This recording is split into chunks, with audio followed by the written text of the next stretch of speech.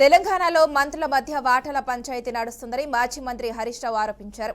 తాజాగా సింగరేణి నైనికోల్ బ్లాక్ విషయంలో ముఖ్యమంత్రి రేవంత్ రెడ్డి, డిప్యూటీ సీఎం బట్టి విక్రమార్క, మంత్రి ఉత్తమ్ కుమార్ రెడ్డి మధ్య వాటాల పంచాయతీ నడుస్తుందని హాట్ కామెంట్ చేశారు. నైని బ్లాక్ టెండర్లపై సిపిఐ విచారణ జరిపించాలని డిమాండ్ చేశారు. రేవంత్ రెడ్డి బీజేపీతో కుమ్మక్కు కాకపోతే సిపిఐ విచారణకు సిద్ధమా అని సవాల్ చేశారు. గతంలో ఇదే సింగరేణిలో బీఆర్ఎస్ ప్రభుత్వ హయాంలో టెండర్లు జరిగి -10, -20 ఉన్న టెండర్లు కొన్ని ఉన్నాయి. అవి ఇప్పుడు రద్దు చేసి అదే కాంట్రాక్టర్కు వారి అనుయాయులకు ఇప్పుడు మళ్ళీ రింగ్ చేసి +7% తోని టెండర్లు కట్టబెడతా ఉన్నారు. అది చేస్తే ఇప్పుడు -10 +7 అంటే 17% డిఫరెన్స్. గతంలో బీఆర్ఎస్ హయాంలో ఇటువంటి విధానం లేక కాంపిటేటివ్ మెథడ్లో టెండర్లు జరిగినాయి. ఆ టెండర్లను రద్దు చేసి వీళ్ళంతా కూడా కూడబలుక్కొని అదే కాంట్రాక్టర్లకు ఆ కంపెనీ పేరు మీద కాకుండా వాళ్ళ సిస్టమ్ కన్సర్నో వాళ్ళ అనుయాయులకు ఈరోజు +7 మీద టెండర్లు కట్టబెట్టి కమిషన్లు కొల్లగొడతా ఉన్నారు. ఉదాహరణకు నేను కొన్ని చెప్తాను. ఇప్పుడు గతంలో వెంకటేష్ ఖని అనే టెండర్ బీఆర్ఎస్ హయాంలో మైనస్ టెండర్ ఉండే. ఇప్పుడు వీళ్ళు 2025లో దాన్ని రీటెండర్ చేసి మళ్ళీ ప్లస్లో అప్పగట్టారు.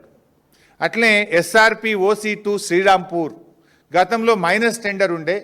ఇప్పుడు ఆ మైనస్ టెండర్ను రద్దు చేసి మళ్ళీ టెండర్ నిర్వహించి ప్లస్ టెండర్ కుమ్మక్కి చేసి రింగు చేసి సైట్ విజిట్ సర్టిఫికెట్ పెట్టి వారి అనుయాయులకు కట్టబెట్టే ప్రయత్నం చేస్తున్నారు. ఇదంతా కూడా ఎవరి కన్సర్న్లో జరుగుతుంది? ముఖ్యమంత్రి గారి దగ్గరి సన్నిహితుడు, ఆయన సమీప బంధువు కనుసన్నల్లోనే ఇదంతా జరుగుతూ ఉంది. ఎవరికి టెండర్ రావాలన్నా, ఎవరికి సైట్ విజిట్ సర్టిఫికెట్ రావాలన్నా ఆయన ఆజ్ఞ లేదే సర్టిఫికెట్ రాదు, టెండర్ దక్కదు. ఒక రింగ్ లీడర్, ఒక గ్యాంగ్ లీడర్ని పెట్టినారు. ఒక్కొక్క దానికి ఒక గ్యాంగ్ లీడర్. సింగరేణికి కూడా ఒక గ్యాంగ్ లీడర్ని పెట్టి ఇలా ఆయన కనుసన్నల్లో ఇక్కడ సైట్ విజిట్ సర్టిఫికెట్లు, టెండర్లు దక్కించుకునేటువంటి విధానాన్ని ఇలా ఈ ప్రభుత్వం, రేవంత్ రెడ్డి ప్రభుత్వం తీసుకొచ్చింది. ఇలా నేను ఒకటి అడుగుతా ఉన్నా, చీటికి మాటికి సిట్ అంటున్నావు కదా, చీటికి మాటికి ఎంక్వైరీలు అంటున్నావు కదా, నేను ఇంత ఓపెన్గా ఫ్యాక్ట్స్ బయట పెడుతున్నా. నీకు నిజాయితీ ఉంటే, దమ్ముంటే దీన్ని సిబిఐ విచారణకు ఆదేశించు. అన్ని సాక్ష్యాలతో సహా నేను సిబిఐకి అందించడానికి సిద్ధంగా ఉన్నా. ఇప్పుడు కిషన్ రెడ్డి గారు coal India minister.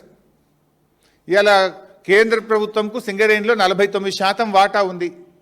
Kishan Reddy గారు ఇవాళ రేవంత్ రెడ్డితో బీజేపీకి అక్రమ సంబంధం లేకపోతే, రేవంత్ రెడ్డి బీజేపీల మధ్య చీకటి ఒప్పందం లేకపోతే వెంటనే దీని మీద సిబిఐ విచారణకు ఆదేశించాలని నేను బీజేపీ పార్టీని, కిషన్ రెడ్డి గారిని నేను డిమాండ్ చేస్తూ ఉన్నా. నేను గతంలో కూడా ఒకసారి చెప్పిన, ఈ సింగరేణి సంగతి ఏమో ఇట్లా ఉన్నది. గతంలో ఈ క్యాబినెట్ ఒక దండుపాలెం మూట అని చెప్పి నేను ఆరోపిస్తే నా మీద ఈ మంత్రులంతా కూడా విరుచుకపడ్డారు నా మీద. ఇప్పుడు నేను అడుగుతున్నా, మీ దండుపాలెం మూట కాకపోతే ఏంది? మీరే బయటపడుతున్నారు కదా, తన్నుక వస్తున్నారు కదా. ఇప్పుడు ఈ నైని బ్లాక్ టెండర్లలో ముఖ్యమంత్రి వర్సెస్ బట్టి గారు వర్సెస్ కోమటిరెడ్డి కదా, ముగ్గురు దండుకుంటేనే కదా ఇదంతా విషయం బయటకు వచ్చింది. ఇలా బొగ్గు టెండర్లలో, సింగరేణి టెండర్లలో రేవంత్ రెడ్డి గారు వర్సెస్ బట్టి గారు వర్సెస్ కోమటిరెడ్డి గారు. నాకు దక్కాలంటే నాకు దక్కాలి, నా మనుషులకు దక్కాలంటే నా మనుషులకు దక్కాలని ముగ్గురు మధ్య వాటాల పంచాయతీ కాకపోతే ఏంది ఇది? పాపం మధ్యలో ఐఏఎస్ అధికారులు, జర్నలిస్టులు బలిపశువులు అయిపోయారు. మీ వాటాల పంచాయతీకి, మీ టెండర్ల పంచాయతీకి, మీ కాంట్రాక్టర్ల పంచాయతీకి ఐఏఎస్ అధికారులను ఎందుకు బలి చేస్తున్నారు? జర్నలిస్టులు ఎందుకు బలి చేస్తున్నారు? మీరు తన్నుక సచ్చింది నిజం, వాటాల కోసం కొట్టుకున్నది నిజం, నాకంటే నాకు టెండర్ అని చెప్పి తన్నుకున్నది నిజం. దీంట్లో జర్నలిస్టులు ఏం పాపం చేసిండ్రు? నేను అడుగుతున్నా, కాకి బుక్ అందరికీ సమానమే అని నీతులు చెప్పే డీజీపీ శోధర్ రెడ్డి గారు, మీ కాకి బుక్ కాకెత్తుకపోయిందా? ఎక్కడ పోయింది? కాంట్రాక్టర్ డైరెక్ట్గా పోలీస్ స్టేషన్లో కంప్లైంట్ ఇస్తే ఇప్పటికి ఎందుకు అరెస్టులు అయితే లేవు? ఏమైంది కాకి బుక్కు? సజ్జనార్ బాగా మాట్లాడినావు కదా, మొన్న జర్నలిస్టులను బెదిరించినావు కదా. ఎమర్జెన్సీ ఉంటే మీరు ఇక్కడ ఉంటారా, నేను మీతో మాట్లాడతానా, మీరంతా జైల్లో ఉంటారని జర్నలిస్టులనే బెదిరించే ధోరణితో మాట్లాడినావు కదా. ఏమైంది నీ రూల్ బుక్కు? సజ్జనార్ నీకు ఇవేం కనబట్టలేవా? నేను అడుగుతా ఉన్నా. ఇది ఒక దండుపాలెం ముఠా తయారైపోయింది. రాష్ట్రం పరువు తీస్తూ ఉన్నారు మీరు. Telangana the best state in the country అని కేసీఆర్ గారు చూపించారు. పెట్టుబడులకు స్వర్గధామంగా కేసీఆర్ గారు చూపించారు. అద్భుతమైన పురోగతి సాధించింది తెలంగాణ రాష్ట్రం కేసీఆర్ గారి నాయకత్వంలో.